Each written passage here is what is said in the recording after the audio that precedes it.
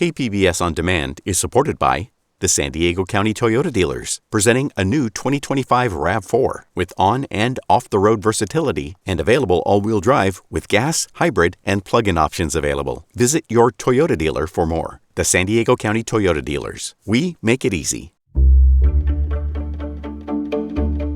Good morning, I'm Debbie Cruz. It's Wednesday, July 9th.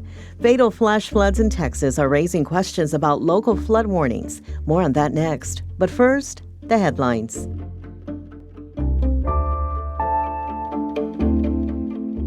Today, the County Planning Commission will consider a proposal to convert the Cottonwood Golf Course into a sand mine. The area is in the unincorporated East County community of Rancho San Diego. The proposal would require a major use permit from the county to operate a large-scale industrial sand mine. The golf course on Willow Glen sits between residential neighborhoods.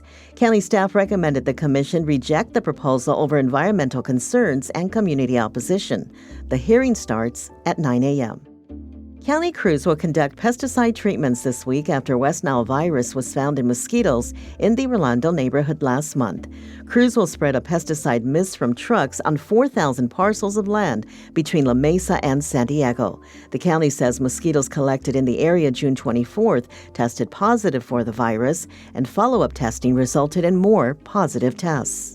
Crews will spray from 1 a.m. to 6 a.m. through Friday. The pesticide poses a low risk to people and pets, but dissipates after about 30 minutes.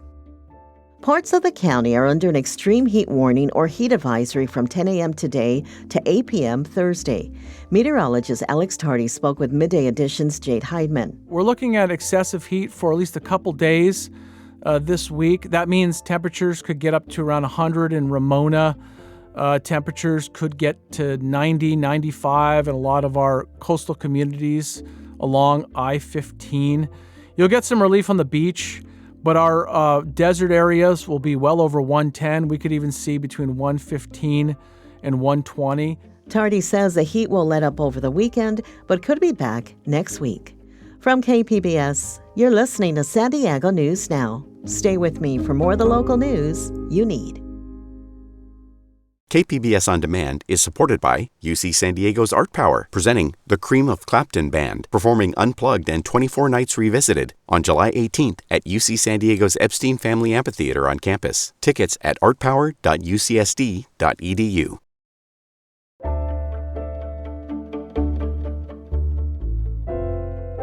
The devastating scenes out of Texas have triggered bad memories for San Diegans who lost almost everything in the January 2024 floods. But reporter John Carroll talked to a local National Weather Service meteorologist who says we're prepared should floods threaten the area again.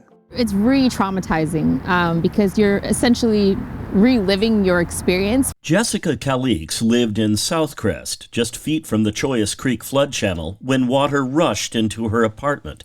She says seeing the devastation in Texas has been extremely difficult. But local National Weather Service meteorologist John Suk says the San Diego office did send out warnings back then, and he says they're ready to do it again if need be. That's going to be through partners like KPBS, going onto websites like National Weather Service, weather.gov.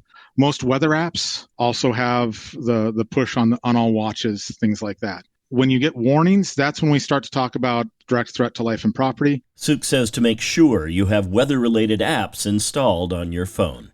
John Carroll, KPBS News. A U.S. Department of Education grant funding freeze is affecting many school districts across the county. Reporter Jacob Ayers says millions of dollars of public school funding are in limbo. More than $50 million in federal educational grant funds meant for San Diego County schools is frozen, according to the County Office of Education. Schools were expecting the money on July 1st. San Diego Unified Board Vice President Richard Barrera says his district has about $13 million currently withheld. This is funding specifically for programs like after school, including summer activities. It's funding to support English learners. It's funding to support teacher training. Barrera says the funding hold could impact programs as soon as the beginning of the school year. The Department of Education referred KPBS to the White House Office of Management and Budget. In a statement, an OMB spokesperson said, "This is an ongoing programmatic review of education funding. They also said no decisions have been made yet about when the funding will be released or when the review will be completed. Jacob Ayer, KPBS News.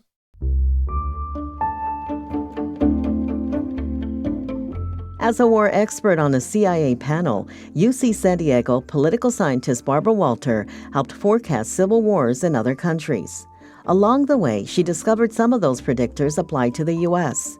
Walter is the author of How Civil Wars Start and How to Stop Them. Reporter Amita Sharma spoke recently with Walter about the conditions that led to civil war. The two big factors are, first and foremost, something we call anocracy. It's just a fancy word for partial democracy. It's countries that have elements of democracy. They have elections, people vote, but they also have elements of authoritarianism. They have a very, very powerful president, often who has very few constraints on his power. The second factor is whether the political parties in these partial democracies form mainly around race, religion, or ethnicity rather than ideology. So how does the United States stack up against those measurements? The United States today is definitely in this anocracy zone, this dangerous partial democracy zone. We were a healthy democracy up until 2016. Between 2016 and 2020, our democracy declined quite rapidly. We hit a low point until recently in December of 2020, when we officially entered this anocracy zone that's so dangerous. We got a little bit of a bump in 2021 when there was a peaceful transfer of power. Trump left the White House. The Biden administration came in.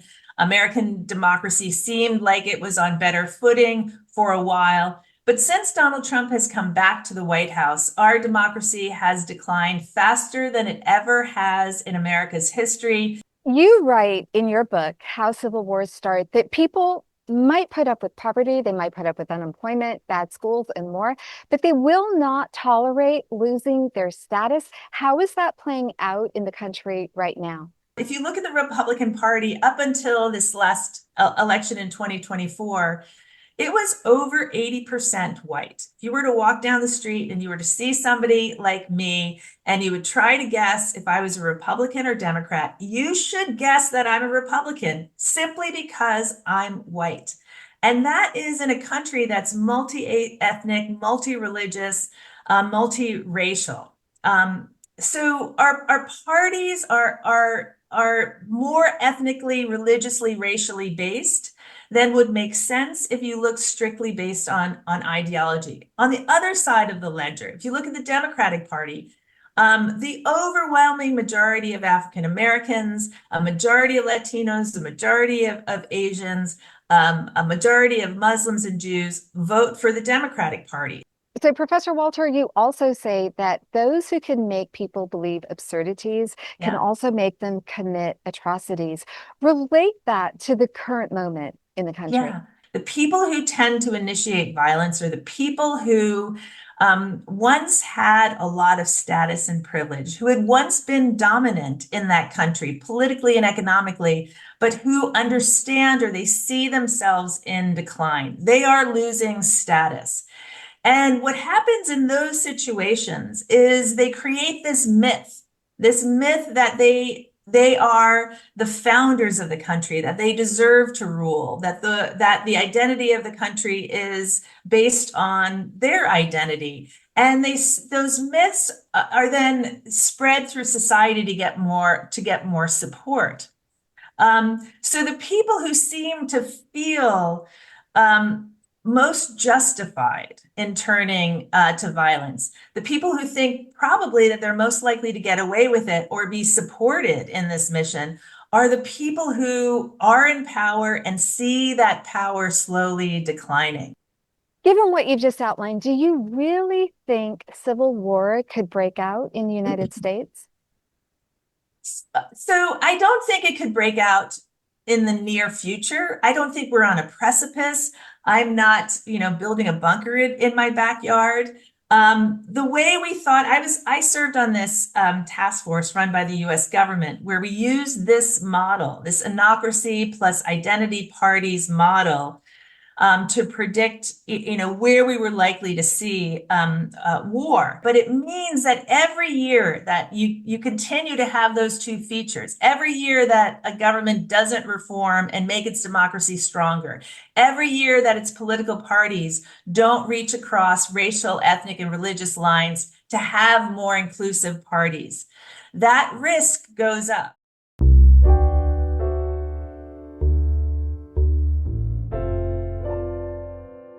Carlsbad is pumping the brakes on installing traffic circles in the Barrio neighborhood. The city now looking for public input.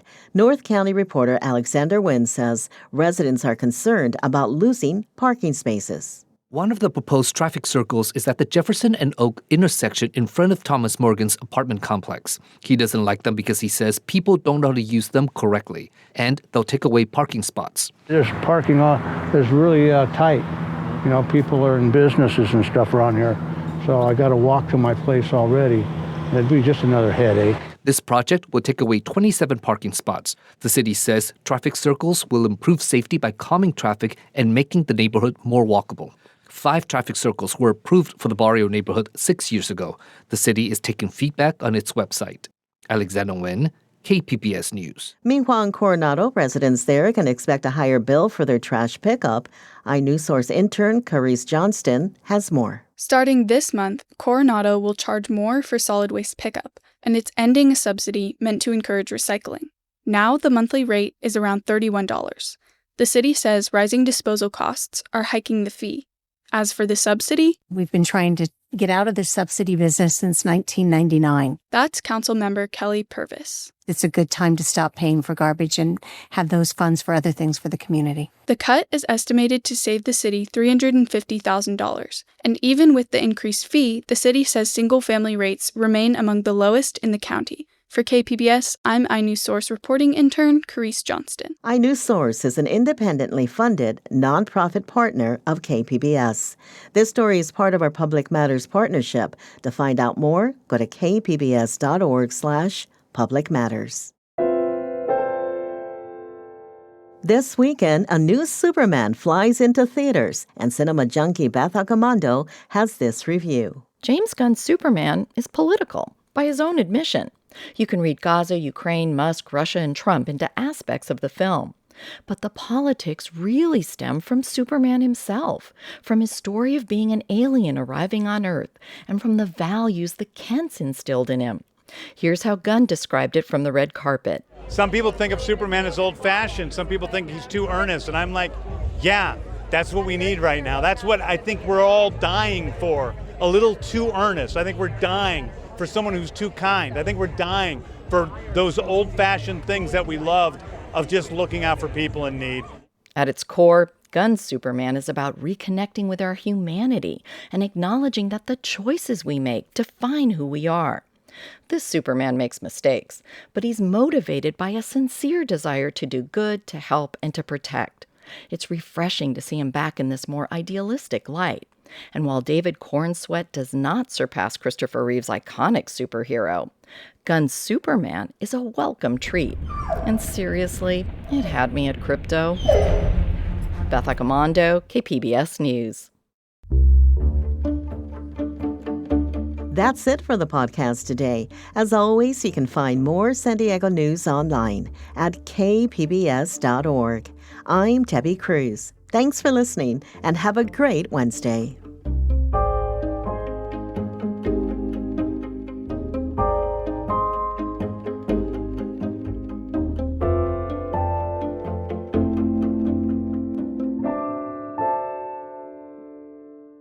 KPBS On Demand is supported by the National Conflict Resolution Center. Geopolitics, a divisive election year, and strained budgets are all topics that can create tension in the workplace. NCRC can help workplace leaders navigate polarizing issues with the Culture, Communication, and Conflict Certificate. More at ncrconline.com.